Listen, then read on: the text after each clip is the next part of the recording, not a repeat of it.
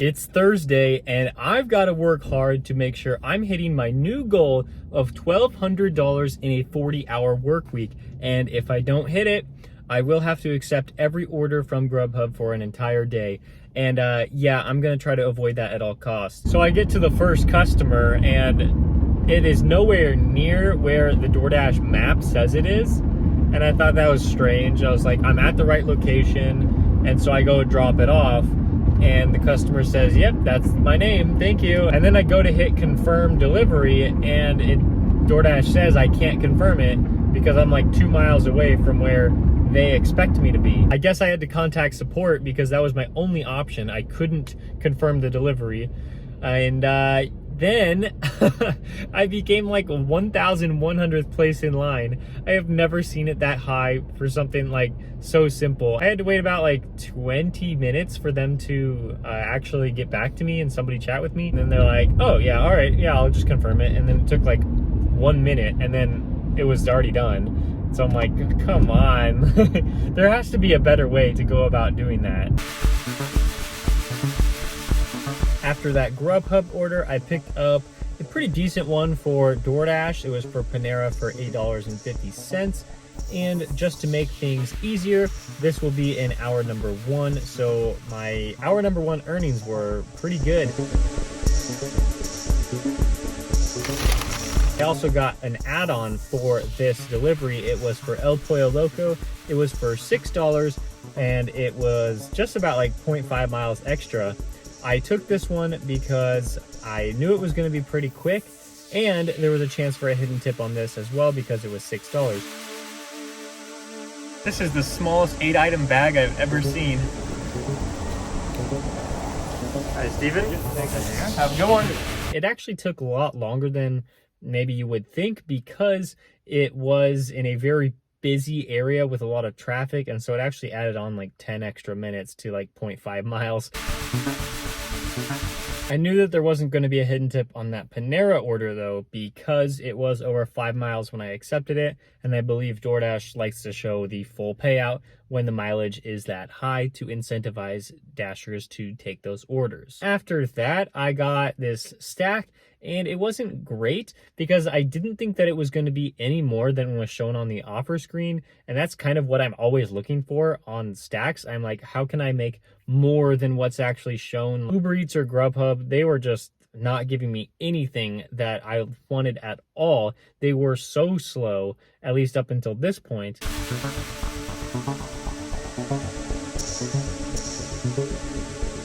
As I was finishing up dropping off those orders, I got this Uber Eats order, my very first one of the day. And if you haven't been following my other videos in this series, Uber Eats has been so solid for me. They've even been better than DoorDash, which is really surprising to me because DoorDash is usually my #1 app.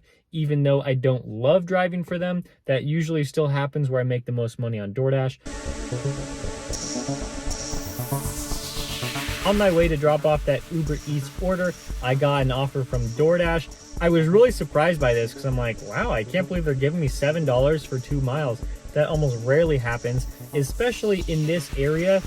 DoorDash likes to say that this area that I accepted the order from is like really busy all the time.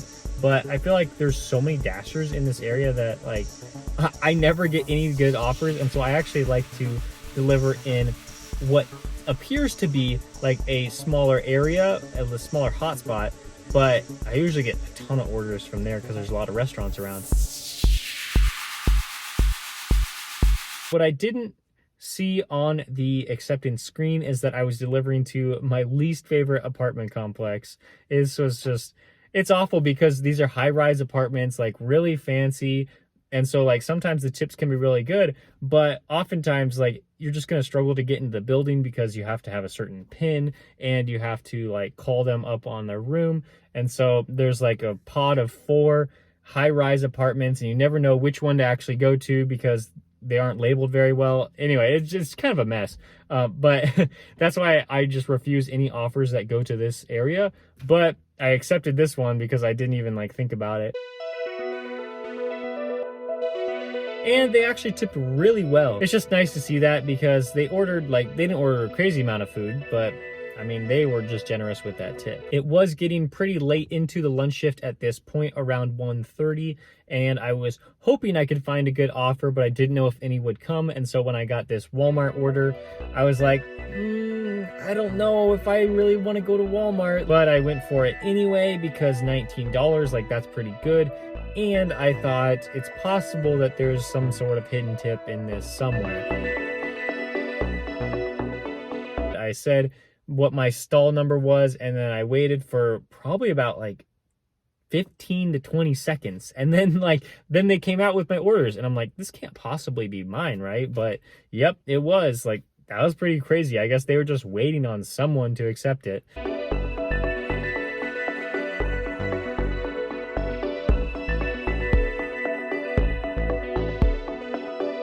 The first order was about 20 items, and I actually carried them all in one trip to the customer's door. I know that I should probably get some sort of cart to help with that, but I just don't do grocery orders too often to where I feel like it's worth it to go buy a cart right now, but I know it's tax deductible, so I should probably do that. I did not see this at first. I was turning away, and I was like, wait, I think I see something. And then I looked and I saw the envelope, and I was like, hey, that's pretty cool. It's for me. And then I took it back to the car, and then I counted the money, and they actually gave me $8 all in ones. That's pretty cool. Like, an $8 tip, that's awesome, especially with the $7.25 base pay. So that means it's a $15.25 order. Then I was off to the second customer. They only ordered one item. It was a 24-pack of Diet Coke. So really pretty easy. I just put that in my front seat and then took it out when I was at the customer. And turns out there was a hidden tip on this one.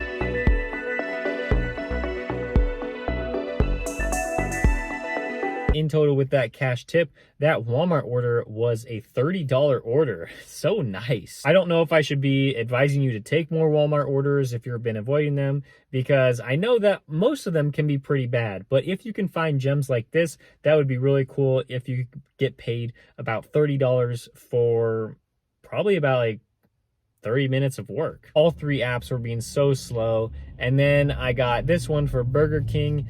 And I was like, man, I have to go inside the Walmart to go to this Burger King. Not too bad because it was pretty quick, and then the delivery was just to a business, and so that wasn't bad either. I wasn't really getting any offers from the food delivery platforms, but I decided to check Point Pickup, and I'm glad I did because it was $11.70 for this offer for Safeway. And the mileage wasn't fantastic, but it wasn't too bad either. As you are aware, I'm supposed to be hitting $30 an hour on average over the 40-hour work week that I'm doing. Grubhub, I only did one order at the very beginning at $9.59. Not great. They did not send me a lot of good offers. They actually did in the beginning, but I couldn't accept them because I was already on a delivery. And so there was a $10 payout for 1 mile that I really wanted, but I couldn't accept it. That Point Pickup order I did was $11.70. Hopefully it's higher, but if not, that's how much I made on there. Uber Eats, I only did 2 orders for them, $17.22. Uber Eats has been great for me all week, but today was absolutely trash. Hopefully Friday is better. And then DoorDash was just killing it today. Over $84, over 9 orders. Just great. I just don't understand why the other platforms were bad, but I just kept accepting orders from DoorDash because they weren't giving me the most amazing offers ever, but they were still good enough that I was like, hey, I got to keep busy somehow. And so I kept accepting those, and it worked out in my favor. In total, I made $123.37 over 3.75 hours, which means I had an hourly total of just over $32 an hour. I'm actually really surprised by that because of how many DoorDash orders I accepted. Usually the more DoorDash orders I accept, the lower my pay overall, because Uber Eats and Grubhub pay out more. I know that I haven't been delivering too much over Tuesday, Wednesday, and Thursday, but Friday should be very busy, and so I am going to work probably a full 8 hours, maybe even up to 10 hours, just depending on how busy it is. Now that I am basically about halfway to that 40 hours this week with 19.75 hours, I can say that I am over halfway to $1,200 with $624.01 but I know that when I have to work some of the non-peak hours on Fridays and Saturday, things might not be so great for me. Hopefully that 2 o'clock to 4 o'clock range is actually pretty helpful for me tomorrow, because I expect to be working that, and hopefully I can do just as well, because who really knows when you're doing food delivery.